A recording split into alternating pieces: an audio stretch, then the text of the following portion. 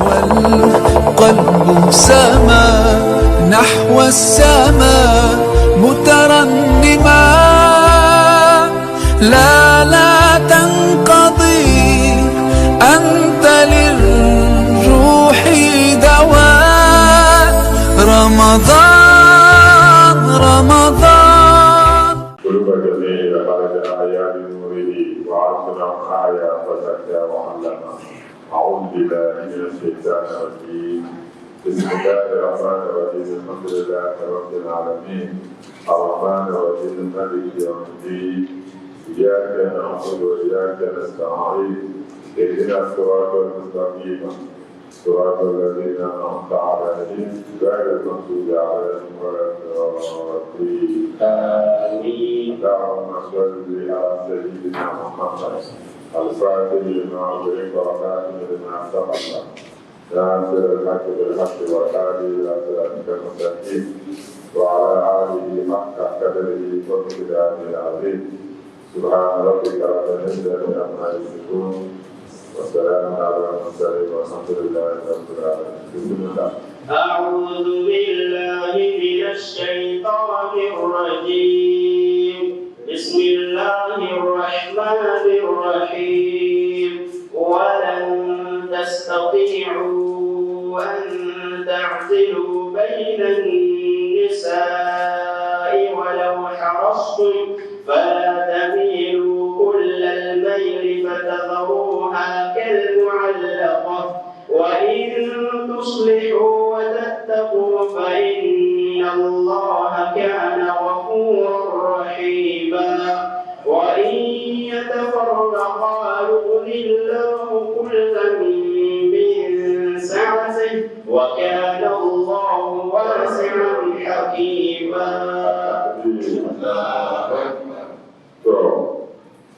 C'était la résultat. Quand on a envie de voir, les parents là, on a fait ça. ولن تستطيعوا أن تعدلوا بين النساء ولو حرصتم فلا تميلوا كل الميل فتذروها كالمعلقة وإن تصلحوا وتتقوا فإن الله كان غفورا رحيما.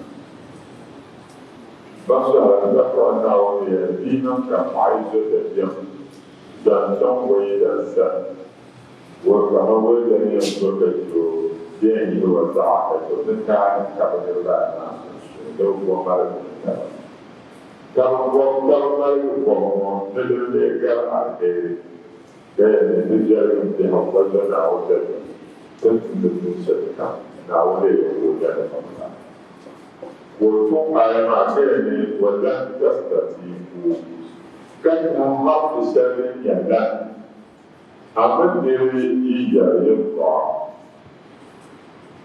مثال آية نيرني وجه بنترو ينبنترو ويلا يا زم عقل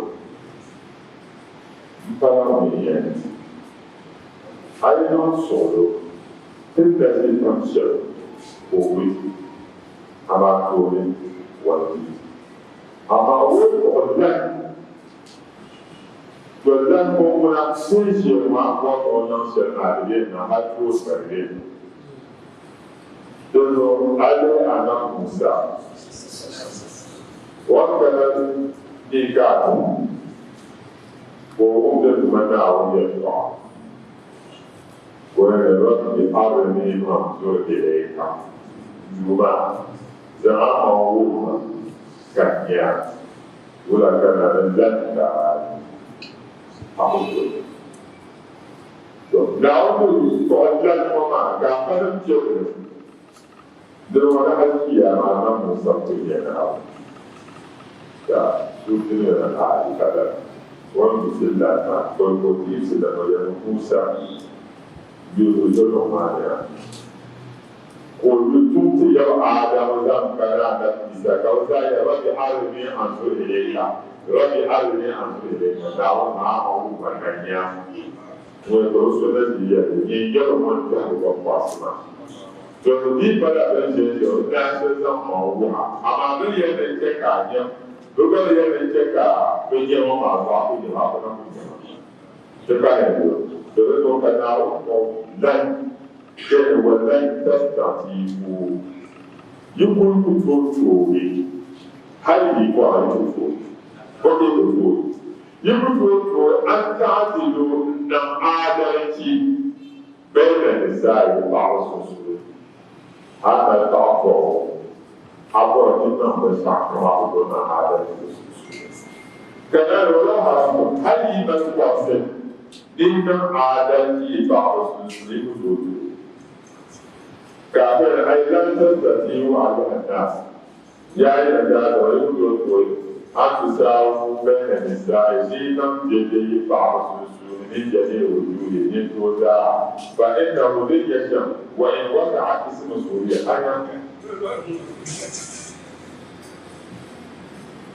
لنا عائشة مديرية لكان رسول الله صلى الله عليه وسلم نعم محمد عليه يقسم بين نسائه ولا قرة أمر وطعم سنسونه كفر دوني وبعض سنسوني كفر جني وبعض سنسوني فيعدي كما لها ذلك عندما بعض الأيام عندما سوى مثال التنسي ويربو مكاينه ويقول التنسي معه كي ينجل عشبا قرنا أساسا والتنسي لتنسي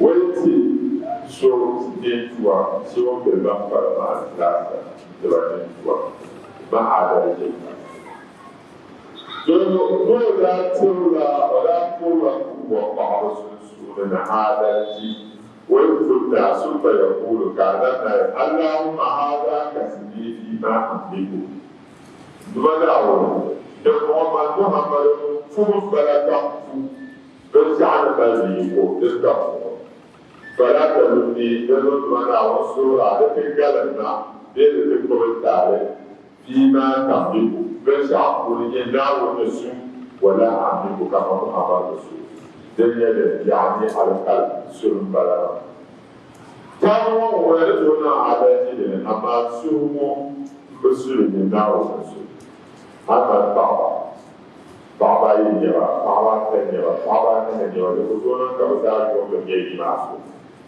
ولا يسوون يقولون كسيجا بفرق دكتور يوم مقولون ولا وقولون أما دنيا كل دنيا تابع تقولون يقولون سسرا دوشي مورا دجنا كأنهم هذا الدكتور أما دنيا جينا كذا نسوسلا ولكن الدكتور تعالى ما جنبه فما وصعب أقول كذا يدري أمر أن يسجع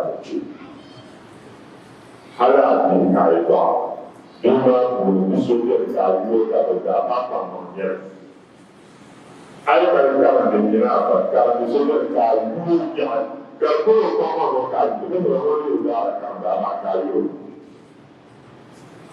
كذا الشر تجمع أوسط دول كانوا dulu serkan kamu, dah dulu serlah, tentu berada entah. Dulu ada dulu ada ada misalnya ada di tahun sesuatu harus mengalih dari kuasa. Kalau dulu kerana perasaan itu mereka beri kundal beri berukam. Ayat ada itu tidak awal tidak terminumna. Ini boleh berbuat macam boleh juga. Pada bulan itu tidak itu kerja. Mereka di antara di berumah dasar. Berlaku juga orang serkam. Asbab dosa, utama dosa, nyuah dosa. Kejaban parama. Benar ya. Pada jauh kita Umur tetap sama, dia itu ya, kalau mengatakan kaman berjauh, mempunyai lepas sokol dengan. Kalau ayat Ibn Abbas mengucapkan, Nasaidu al-Mubayyir, Hasan al-Tihad, Nirajil Anas dia wasadiyo mengkasih berkaya wa akharuna الشرع معناه وجد فتذرها ومعنى كل يدا كاشوب هذا زوج ومن يوم يبيو يبيو لنا ولا متوقع دون بلا بنشسو أنا بقول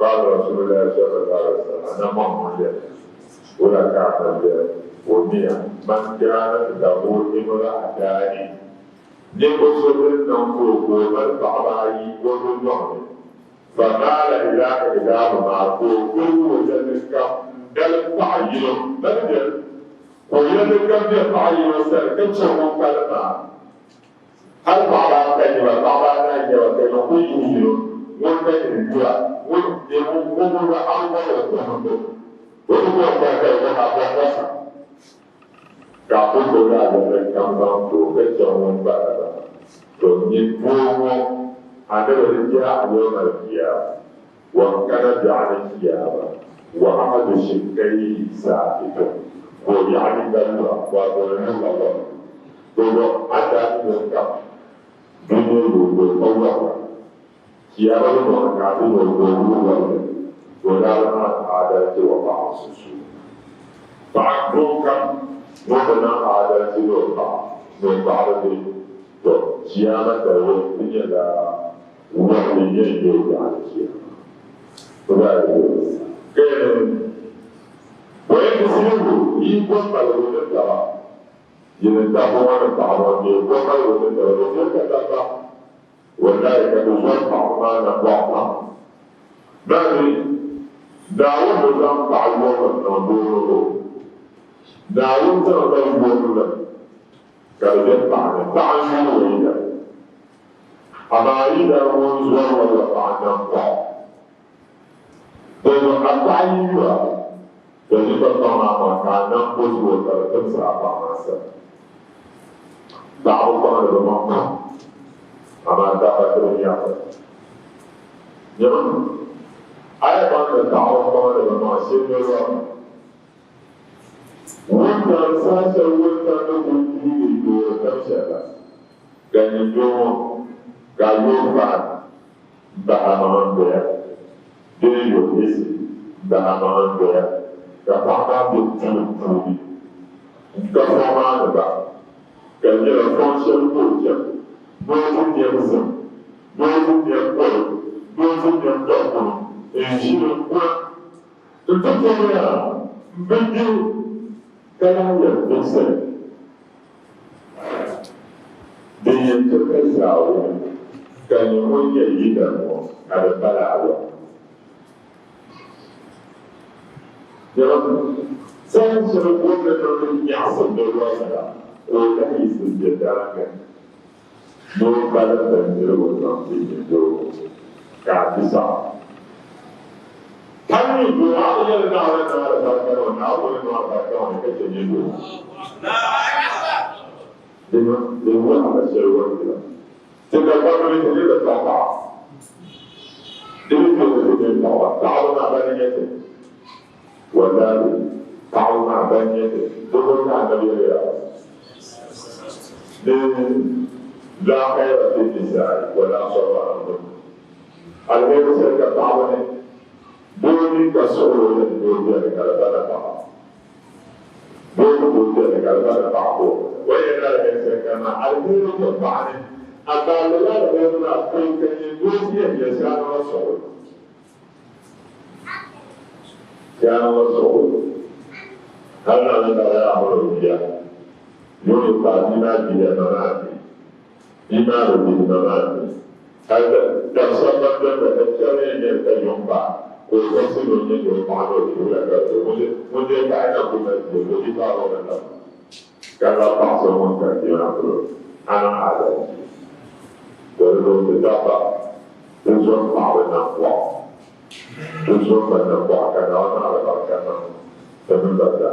Jadi pun kalau kita waktu tujuan awal tu, saya nanda, kenapa kita menjual awal? Jangan kebulan, boleh punya lagi apa nak jual itu desa. Rahiman, kalau kita nampak bahawa ay wain akhlaqul fi umurikum yajri jahawi jala umuri وقسمتم بالعدل كم يتابع بعض السنسول من عادلتي فيما تملكون بالتعبد يسجدون عادلتي واتقيتم الله أسجنا وتدم في جميع أحواله على كفور غفر الله لكم نعوذ جليل ما كان من غير فأسلم يقول إلى بعد كتابة كان بعض السنة دون بعد كتابة وإن فرقا وإن يتفرقا يغني الله كلا من سعته وكان الله واسعا حكيما. وإن يتفرقا يغني الله كلا من سعته وكان الله واسعا حكيما. فهو من طعام يقبل من ترى كقولهما على الإنسان على الناس كيوانتي كالكوسمني تأول وين كذا يسلسل وكان ولي تفرقا إنهم كذوب من طعام كذوما كذا تدار سلسل ذوما ترى عملية سلسل بس هذا مقارب بحر دون بلوى طعام كبر طعما كبوما وقول كبسي وتدو بجد كبسي كي تفضل كم كل ساعة كي تجوا كنا نشوف بيننا يوم الدوا هي الدوا كل الدنيا نعمل طبعا كبسي نجينا يسوع كبسي نجينا ونقول كبعنا نعيش هذا طعما أبو سلطان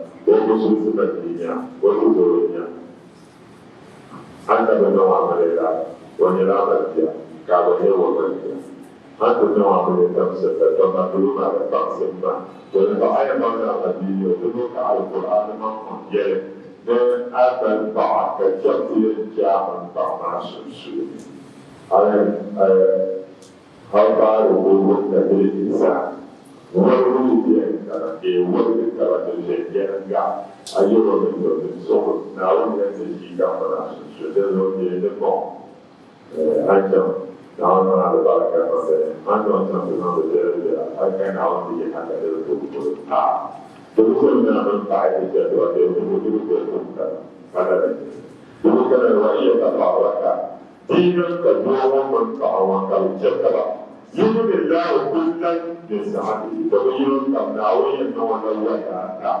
نونا يقول يرفوني وكان الله ناولي واسعا وطري الماء حكيما ولم يكن نانيو ونانيو تكايو ونمو داود كان فانا تعمل هو يترى أنهما وكرهوا الأمر الله تعالى ولم تنزل على أنهما هو من بعض إذا تفرقا إذا فإن الله كلمة ونعوه يغني عنها ونمو ولا تكجفع ويوضع شيئا وكجفع ويغنيها عنه كلا الطعام مع البزار والنمو ولا تكجفع كجفع ويغنيها بأن يعوش بالله وينعوين على الظلم من هو خير له منها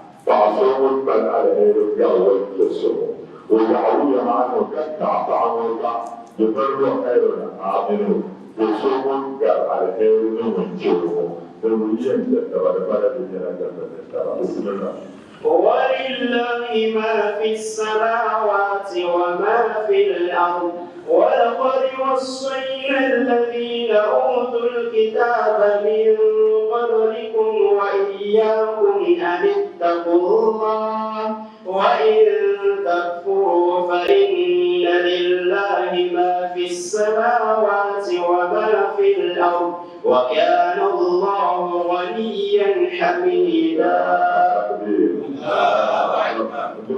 ما في السماوات وما في الأرض تسع قبل السبع لأن نعون دعوة الله لما أنه مالك السماوات والأرض قلنا وإن يوم الشسر بلد وأفضل من بعد وأفضل وأنه الحاكم فيهما قلنا وإن يوم النمر zosa man temba bendo wala ko ya ki ka manawo wa shayna ko santiya sa'sabu santiya sa'sabu dan sa'sabu dan tiya wa shayna ko alladhina utul kitaba in goso da tana dawo da tana da dadi yahudan bala da kuma da dadi ne ka lokacin da yake ko ne ko ne yi hada da lokacin da إذا قلت لك وإياكم بينما إذا أنا قالوا ما تجيب سأعصب معني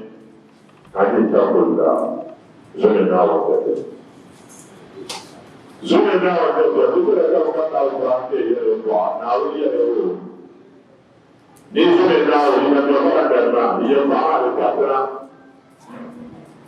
يريد أن يجلس يقول لك amma duk wanda ba na wanda da zama ba da wani so ne na wani ani ta kula so ne na wanda da kaza ya fama na wani duk su ne na wanda da da ke ya ga da wani duk wanda ma ka na wani ko da wani ani ta kula so ne na wani da ka ka ba ruwa ke ga wuce shi na ga yi mu ba da sai wani ta kula ni na mutunci فإن لله وما بأكرم الذين ما في السماوات ليس على السبع أفضل وما في الأرض الذي يتبع أفضل وجل وكان النار ناوليا كبيرا ولا تنانيو بدا نانيو حميدا ولا يرفع عصر نعم ولله ما في السماوات وما في الأرض وكفى بالله وكيلا ومن ولنا يقول ولله ما في السماوات وما في الأرض وكفى بالله وكيلا قالوا وما في السماوات وما في الأرض بس عقب بدي استبنا أفضل نبنا فلله نعوذ وكان النار ناوليا وكفى ومسح وكيلا كان كل قول بالله نعوذ به أي هو قائم داوود يوم زيا على كل ناس يقول لك كل ناس يقول لك بما كسب من شيء نعوذ به الرقيب كل الشديد كثر الشر على كل شيء كمزون وهو يشاء إن يشأ يذهبكم أيها الناس ويأتي بآخرين وكان الله على ذلك قديرا. إن يشأ يذهبكم أيها الناس ويأتي بآخرين وكان الله على كل شيء على ذلك قديرا.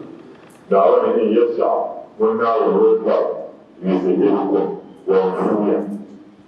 ويأتي يهزا أيها الناس يا أيها لا يقول جهة الزراعة ويجب مسح لنا وجهنا وتتوسع لنا وجهنا تتوسع لنا وجهنا دعونا من يقول يحيي الإنسان ربنا يقول يا سيدي يا أوجه أيها الناس يقول الله تعالى وقول يا أيها ويقول يحيي الإنسان ويعطي عقلنا كتهم المرسل تبعنا بأمكاننا نعوما فيكم وذلك هذا الحديث الفوني لو لم تزدقوا وتستغفروا لذهب الله بكم ولم يعد قوم يزدقون يذكرون لها فيكفرون ويجب أن يكون الله تعالى كفر كفرنا وسلكم تذكرون أستغفر الله العظيم الذي لا إله إلا هو أستغفر الله العظيم الذي لا إله إلا هو الحي القيوم أستغفر الله العظيم الذي لا إله إلا هو الحي القيوم إنما يمكن تدار تدع وجين النار وطول النار الاستغفار والكريم يا والأكرم وناو لا ذهب الله ناونا يهيزا ولا يهيا ولا جاء بكل كان من المشابهة لهما يزيد دون توقفنا ويذكرون الله كان الله فذكر الله ربنا جل وعلا حديث عشان من الاستغفار نقبل ونذكر من الشيء ومن الاستغفار نقبل ونذكر دعنا أثر كرنجة Akan iya, kita istighfar mahu ikhwan, kita pakai yang sesuai. Mengenai orang orang yang saya ini adalah orang yang akhirnya kita ni bersama. Ayuh kami ayuh haluku, orang yang orang punya orang bilu kata ayah, ini itu bangkai tidak asal itu itu orang yang ada. وكان الله نعوذ قديرا كنا نجو على ذلك لو معه نعوذ بالدور. نعم. من كان يريد ثواب الدنيا فعند الله ثواب الدنيا والآخرة وكان الله سميعا بصيرا. نعم. من كان يريد ثواب الدنيا فعند الله ثواب الدنيا والآخرة وكان الله سميعا بصيرا. نبوسو ناوية من كان نبوسو اللي يريد أن تنظم ثواب الدنيا دنيا الأعداء ينتبه لنبوسو كما نعلم الدنيا ونعلم بصر فإن ذلك ونعلم كان ثواب الدنيا والآخرة كالدنيا الأعداء لقيامة الأعداء كالبيت بل تدعون القرآن ومنهم من يقول ربنا آتنا في الدنيا حسنة ومتاعا في الدنيا نجد في الدنيا أبا يقول وكتاب القيامة كانت الرسل ربنا آتنا في الدنيا حسنة وفي الآخرة حسنة الدنيا نجد كتاب القيامة نجد ومن تمكن الدنيا الوالد ولنا من كلمة دعوة سنك الدنيا الوالد وسنك القيامة الوالد وكان الله نعوذ سميعا بصيرا بصيرا ولعن والمني نعوذ من النفاق. نعم. يا أيها الذين آمنوا كونوا قوامين بالقسط شهداء لله ولو على أنفسكم أو الوالدين والأقربين إن يكن غنيا أو فقيرا فالله أولى بهما فلا تتبعوا الهوى أن تعدلوا وإن تلووا أو تعرضوا فإن الله كان بما تعملون خبيرا. التكبير. الله أكبر.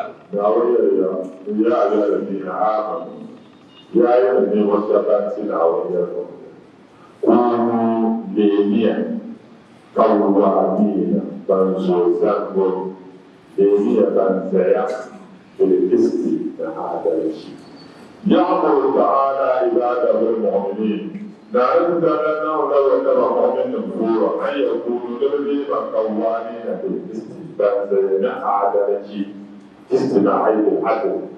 Kun kace da adalci ya mena wala shi mara ba da duk wanda ya da ko ya wala ta hu duk da kar ta da wannan da ne galne da na wannan ku man ka gona aka so ya insan da wanda da dan da wanda ka ka aje shuhada lillah da ya shahara gurbin suna wuni galran shahara wallahu ala anfusikum هل يمكن أن يصل إلى تقول الشهر الثاني إذا أعطيت قبل أن سنة قبل بشهر أو الوالدين قبل يبني مزور والأقربين بيدعموا كثيرا قبل إلى الشهر الثاني إن يكن غنيا دينا كونيا لكم من يرى أو فقيرا دينا يرى إما أبنا من يرى كونيا أو من يرى كونيا domin rasa makaji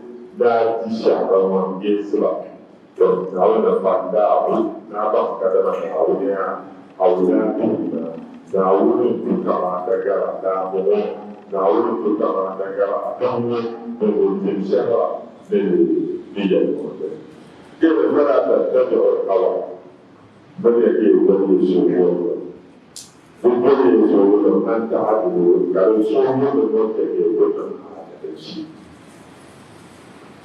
أي فلا يوجدنكم القوى بل يكون تلك الصنوع والعصبية التي تنترك bari ya ka tabbaya ko kuma na sai ne ko daga da wannan jalan da kana yi sai bari ya ka tabbaya ala farkin adli ke adalci fi amriku ya ko shughuli ne da ban jira in zabu ajra zamir man fala adalci ala ai hali kana da hukum mun jira ka adalci da hawa wa in talu mujahid ويريع وغير ذلك من السلام فقط كما طيب ولد التلمود أمر البراء ليقول بعضهم وإن تلمود يملك كيف الشهر وتكلموا هكذا تعلم أو تقولوا لي سعادتنا فإن الله تقام قدمة من أعوذ كان وليا خبورا بعدنا اليوم بما تعملون ليكم تدعون الشيء وكان كلام الرسول حديث البخاري خير الشهداء الذي يأتي بشهادة قبل أن يفعلها. شهادة الرسول شهادة الرسول الخيرية نرمس وانتشهرنا يأتي بشهادة وانتشهرنا قبل أن يفعلها قبل أن يفعلها محمد ذلك يدعو الدين فهو يشهد المنكر نعم. يا أيها الذين آمنوا بالله ورسوله والكتاب الذي نزل على رسوله والكتاب الذي أنزل من قبل ومن يكفر بالله وملائكته وكتبه ورسله واليوم الآخر فقد ضل ضلالا بعيدا. نعم يا أيها الذين آمنوا هذا هو كما كان عقوبة يا أيها المسلمين ويا هذا سيرنا نعوذ آمنوا بالله سيدنا ورسوله كتنا ويا والكتاب كثير يلمع للكافي ذلك الذي نرجع فيها نزل على رسوله دعوة صوت المزامتي وقوم محمد القرآن هي يلمع والكتاب كثير يلمع للكافي الذي لتكون أنزل دعوة صوت من قبل النساء لنقول صوت القرآن دعوة القرآن وما يكون بالله نلك من تفسرنا أولين وملائكته كان تفسرنا وملائكتنا وكتبه لنعود تأثيرنا ورسله لنعود توبة واليوم الآخر كان تفسرنا لتفسر بحر وفيك يا موتي يا موتي فقد ولد فاتيك كلام باريا ولا بعيدا باريا سنتنا كتنا قبل أن يتفسروا نعم. إن الذين آمنوا ثم كفروا ثم آمنوا ثم كفروا ثم ازدادوا كفرا لم يكن الله ليغفر لهم ولا ليهديهم سبيلا. نتكلم في هذا الزمان عمن دخل في الإيمان وكانت هي المعتبر ثم رجع عنه والكي المعتبر كان لما كشف ثم عاد فيه كان لما المعتبر ثم رجع كان لما كشف واستمر على الجزاء فحصل المعتبر بعد السجن وازداد كان بعد السجن حتى مات حتى في بعد السجن فإنه يمثل إلى لا توبة بعد موته تنبغير كنتو وكينا وكثير ولا يكون الله نعوذ به وتعالى ولا يجعل له نعوذ به بما هو فيه خرجا وسعه بسوء ولا مخرجا بدون شيء ولا طريقا إلا وجود سلسلته وإن الشر ننظر إلى الهدى شر يدرسه كلا الذين آمنوا فكلم المصابات هي المعبدات ثم كفر يماتلون قبلهم جفسهم ثم آمنوا جفسهم قبلهم يماتلون ثم كفروا يمنزون قبل تفسروا ثم ازدادوا كفرا للدنيا قبل تفسروا فلن يكون دعوة بالدين ليذكر لهم شركات ولا لأبي غير دعوة بالدين ينبسط سبيلا شكولا إذا ما نوع بتزين ولا أنه موسى قد ما تفسرون أنه موسى قد تقول يا مامو ثم آمنوا كانوا يسكتنا كنتم يلمون ثم كفروا كذا تيجي نتفسرون على عيسى فأنا يسنيانا ثم زادوا كفرا على ما كان كلام تفسرون لأن كنتم يلمون فبكى علينا أو كذا ينجرتان ودول يقول ينجرسبا سرني سرچيدا بشر المنافقين بأن لهم عذابا أليما. بشر المنافقين بأن لهم عذابا أليما. بشر تبشر اللهبة بشر اللهبة بنو كذا على المنافقين تقول عن شيء اللهبة منافقين لا وين بيجي Bapak siapa yang jadi ada kawan, wajib juga orang yang ada dalam waktu musuh kalau musuh yang musuh, wajib juga pada kawan yang jatuh kawan yang berarti untuk jadi karena masuk berarti. Semua orang sudah tahu. Semua sudah tahu. Jika ada orang berada azaban alim, azaban siapa berada di atas orang الذين يتخذون الكافرين أولياء من دون المؤمنين أيبتغون عندهم العزة فإن العزة لله جميعا. عدد المنافقين كان أولياء منافقين الذين بنوا يدهم ينتقدون من دار على الكافرين ربما يكفرون أولياء المفاتيح بالسنة من دون المؤمنين كيف المؤمنين.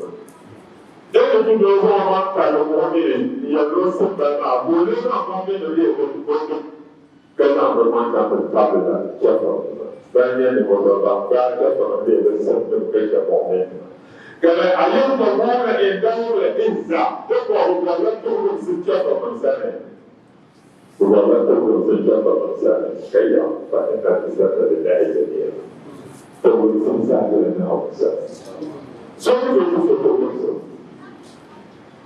دمو يلعب يلمون شيء أيوة شيء يلمون يلعب Iya, terus kawan kita terus. Waktu kerja terus. Ada yang terus Islam berkata rumah raya. Untuk misalnya jadi ada proses, jadi sekarang punya kajian. Ini sebenarnya kajian. Misalnya, kalau kita sudah tiada jauh, sulit. Karena sunnah dan bahawa tambah ini. Untuk tiada ini yang tiada, untuk tiada, untuk tiada, untuk sosa tiada, untuk tiada, untuk semua. Ada dua mana pun. Bukan kami dah. Sesuatu kami. Walau nak tahu. Berarti apa pun kena jauh. Itu dan itu mampu sama para politik. Kerja dalam mulut dan bukan dalam kalau boleh salah politik. Cuma itu para jadi itu. Bukan dalamnya enggak mengurus. Kalau kita ada tempat mereka, walau bagaimana sehingga berbuat itu, kepada dunia, kerana apa jangan terlalu kemudian pada rezeki kita saat kita apa itu kerana itu mudah sekali. Cinta wajib, Bintu wani ya kai nan na fira in babban magana kana mutunci. To an domin bari ka ta tijani ne ta koyi shirkuro na. Yau mun ga wani yau na yi bari. To an da yau sai ya yi mana to da tijani ko da dunya. Yin da kayan ya sauka sasa. Ne da sabra da jara da wani kuma da ga musu da kake da dunya. Bane da na dawo. Da ba da na dawo na abun yi shi wurin da rasa. Abun wani yin da rasa. Abun ni ashe wurin da rasa. To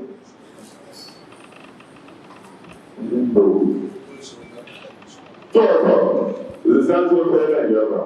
Dole a da shi. To, so kana sai ka ta ba sanda. Kada da shi. Ka ne ba da.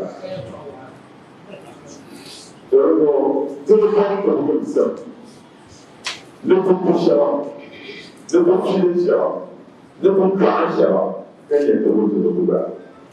To da rasu ko bayan yin sannan kamutan ko abin kowane tare da tijani wurin da kujiyar tura don an taɓa masu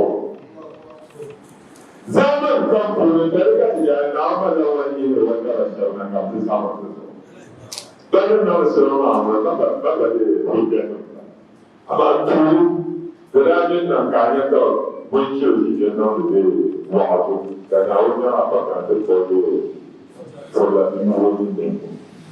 Io gli ho fatto. Ma cosa Cantare da fare, non ci riescono che non voglio, ma stavo una oggi a mezza di nuovo. Se non è allora, non può andare con loro. Capo non c'è anche con casa da Amazon, calco, tanta domanda, ma che serve. Wasan yin kusa na papa ba kamar da yake fiye da mutum a ana lama an sa su na don ka da awon kwahala ke da don kwahala ta hukun sun da mana awon sani sai da ne zaka da jari da biya da wasu ba da sanyar da awon da awon da tsohon sa ba ba ma tsira ke lura wa kama da waka rabiya nazzala alaykum al-kitabi na wani wasasila fayyazo fil kitabi littafin akwai da alqur'ani an idza sami'tum dikun nan kayyun ayatul lahi na wani ayan ma da kawai mukfar biha ga munafikin da wannan da jafu su wani na wani ayan mu wa yasta'za'u biha kuma da an sa su wuri ne wuri ne ko ولا تقربوا معهم بالجريمة البلد فالشيء يموت بالبلد عمي بيجوري بلانفورم سلام الشيء من كالبوما الشيء من كالبوما أبكي أكيد نعرف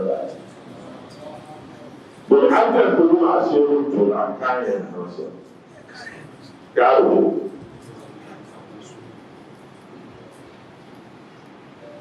Ndani jọ̀wọ́ ẹ̀nà àwọn ìdàbẹ̀ kan ntí ẹ̀rọ lọ́mọ ní dídà ẹ̀fọ́ tẹ̀bàdìyà dọ́kítọ̀ àbọ̀rẹ́ ìdàbí mẹ́rin ṣé àti ọgbà kàtà lọ́mọ náà nǹka n'aka lẹ́sẹ̀ jẹ́ ẹ̀mẹ́sẹ̀ wọ́n yẹ kí ẹ̀jẹ̀ ọ̀pẹ̀ tètè wọ́n yẹ yẹ ẹ̀dín náà tó kù tó má bọ̀ àbẹ̀rẹ̀ tó ọ̀rọ̀.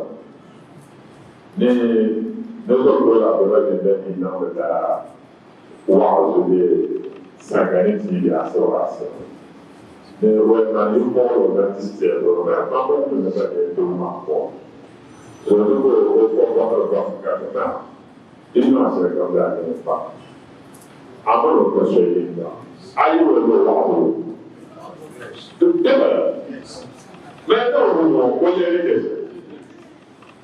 2010 yerin wasu na lafiya I didn't follow one another water, okay, yes, some problem, so come on, young one now, when I got the tire, and I found the home.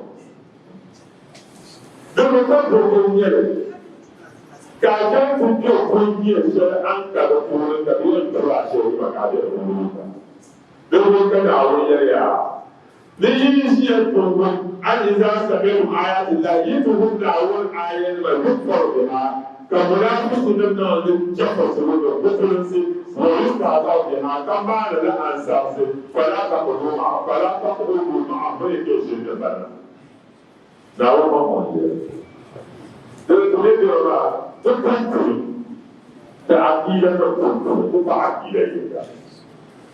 The Republic of Africa is the Nigerian process in a set of the I am a part of the Shave in a tour. You have to that power of Roma for you to say that.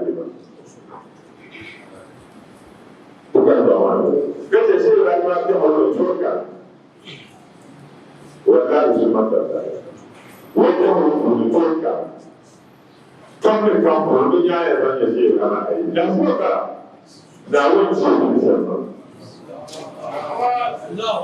how do you say that? Yeah, I can say. Sino? Budget. Yeah. So I like to work back up. So I'm back. The Bahama Daka, no one is the Bahama, the Dalaba. Sheikh Alaji Doko Jura. Now I'm asking. What do you go? Then check on Daka and Jam Baka. Mammy, woman, 2 hours, 0 hours, 4 hours, this is what I can jump back up. Then the dad, the cat about when you went there to put up the house. The book, no, you went there. No, you have to get together. When that, but I didn't get it enough. My woman gets together, Mamma, my bed, I get together, my get together, Mamma. When you're in Africa, when Africa, Africa, that the good I will not have come. Look at the room after your fall. When that we can get good another. So, upon one share. Yes, what you look you follow you will got to the Canadian. When you went down to the pool, there are when you would go near or you get better when you have when you might do that. Can you? What the other thing? And that is why I'm not among the years. Because I'm not a little I need to buy that. I'm to show that. When the day of the house, say that I didn't see no one now, never no one now, do that. But when you do about it, what never comes up for something about it. When you show that I think I do it down here, reserve. In Shirokuni, Gaka, you follow the area. In the very of now, and never yet. Now, and never yet. When God can you, when you're now yellow, I never yellow. Now we go go. Now we go. Kasu you say that no year class, I know you the Kasu. Because what you're not going to do to my idea, Kaja. When you're going to no fear will tell. What I the way you got it. When you're here about when you're on your phone. In fact, now we get it. So you believe me a soul. Give me a soul. For the one for Shady Ibrahim. Yes. Come out with your I'm not going to show you what we what's the other Sabata. Don't go. They are the Tiania. Hala Puka and I was the other Puyana. So we're responsible to the bar, to concentrate, to concentrate. I'm not going to do this. But the business man of the Sahara. عيال بعدين عيال بعد الاسماء فعيال يتهموا كسونا ويعمل سالم أما عيال وقال تجينا تكامل يعكا فقط وقال جبنا أبو شيء بعدين دور ما يجي شنو بنا دور تيجي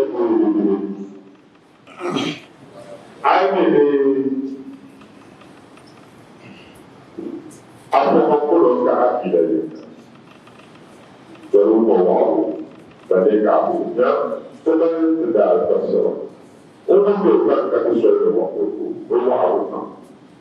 Kerana waktu Isa, awal Isa, terus Isa mulai betul. Islam ini, Isa kembali. Kemudian Islam ini berjaya. Now we're going to go What about what Pastor Richard Shabba? Kapan kami berbuat Pastor Richard? Sorry, you're close. What about Pastor Shabba? Now we're going to get that one. Get on to the power. So we're going to. This is about I got to get the security. I don't set them back as something for us. In that way.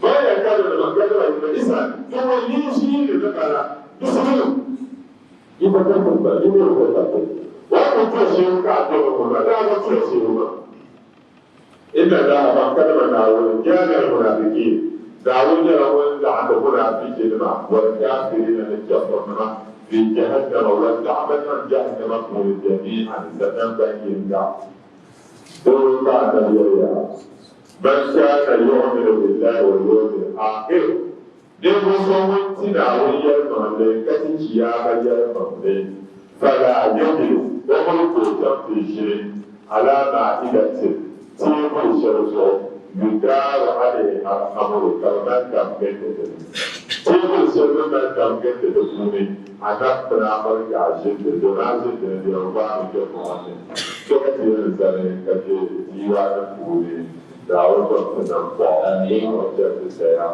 دعوة المسؤولية دعوة مقبول الأنفس نرفع بنية الساعتي والوزارة التي ولها الساعتي ولا سعر الساعة كالمياه فلنو لا يستيقظ لنا دعوة الأنفس يوم تجينا بسرعة الرجل وما كان دلائل نعوذ من كل عجيب معقول نعوذ بك دلائل معقول الحديث على مسيح عقول إنما نعوذ بك دلائل معقول لم ترنا كنتم دانا اليوم وتصحى سهنا يقول يوم الضبط إذا أردنا أن نسكت دلائل معقول إذا شو محمود apa Mahmud sudah suara Yusuf wakil kerja dia nak tujuan karena bandanya cuma menempatkan wajahnya wasan dan semua ada bahkan awak tak mula awak tak mau asli awak tu boleh karena bagi satu faedah wajib dizaw wakana dotinon disiara namun sebab wakana nada sebelum nada nawan sudah terbuka sama ibu Rasulullah juga sebab pada apa mereka harga berpotensi sih jangan babu juga berumur production nawan tu dia apa nawan tu mana bismillah فقير بها ساد القبور جميعا. رسول الله فما نزعيشي من إبراهيم يس يعود من يعصم يعود من يعصم في سواء الطيبة شيء من وجه كلا مدينة تبان الدنيا على مدينة بها بلد في وليا شخص دادمس دفين كالمتمثل خير العالمين وما العالمين كان عودتنا الأساس ونعم الله فكير بها إن يرون بلدك عادة لكم بشر الصعادة إن يرون فكير فقال لهم يلا هم بركوكا بها الذي ساد الأمور بلا زاسا تجدون بها الذي من قصة زمان تبدأ وساده تجدون الذي فيه يوسف جرتنا فوري وقرر عيون كنيرة كسندوك كرا عيون كذا من سمر تذكرته أقناء سجة مفخما كسور تذكرته وقرر دروازة فهم تذكرته سيرو يلا أقناء من يجي وعده أقناء بلا أنا ما بعرف وقصور تيجا نبيا مبني وعلي أزلت بسورة كما وأنا كما موجود كما وعلى أزلت بقى أنا كما دعوة وعلى هذا كما دعوة كوني ومفهما وجود تدرس مفهما نعم ينادي إلهي بالكتاب يزيد ينادي إلهي أنا من يرى وجرب من أويا بالكتاب ده القرآن يزيد تقول بينه نعم تذكرت وجها أخجل الشمس نوره تذكرت وجها بل إبراهيم يس انتيرا نندو شريرا تذكرت انتيرا وجها نندو شريرا لما نندو أخجل الشمس تنتهون تنفي نوره لما نندو ما أسكي انتيرا نندو شريرا لما نندو ما تحسكيا تنتهون تنفي wanda yi na ka da na ko ai da wannan adan ka ko da ya ko to ha na to sanan sai da mun san da mun san ko ne da ka shahada so da so ya kamar na problem da aka furo ko yi ce adan shi ka ban da ko Karena saya itu, insya Allah saya tahu kalau itu, dan walaupun nggak sekadar itu, siapa mahu, kalau siapa mahu, walaupun siapa mahu, walaupun nggak sedia, kemudian karena mahu, aisyah berbara, aisyah yang walaupun semua dia hakikatnya siapa mahu.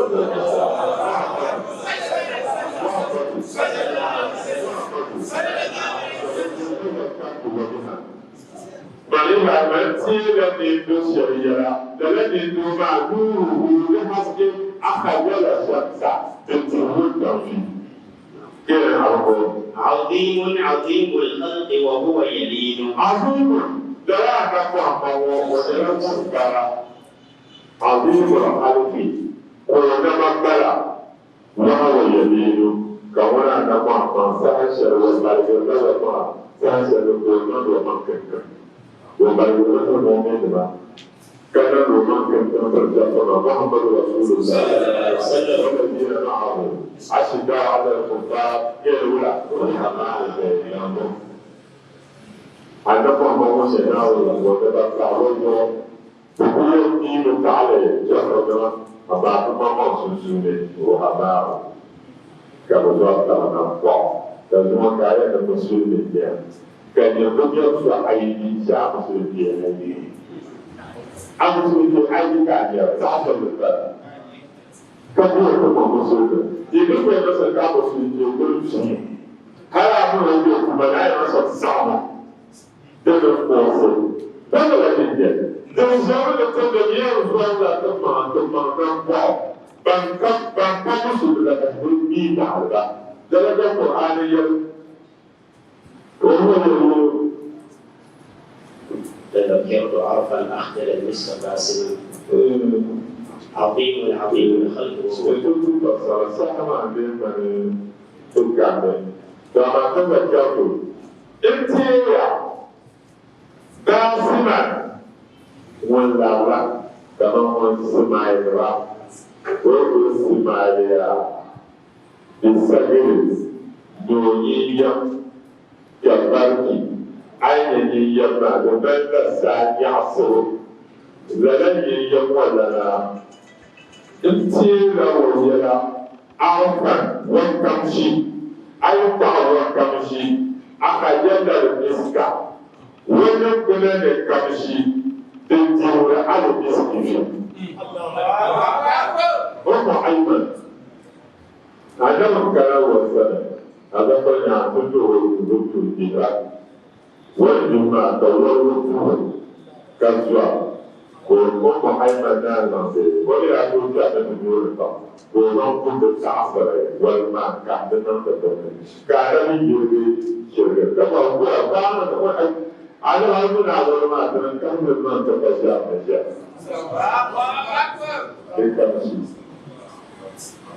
أنا بكرة ثم عدم الدروس المدرسة يا قابل أمانة الدرس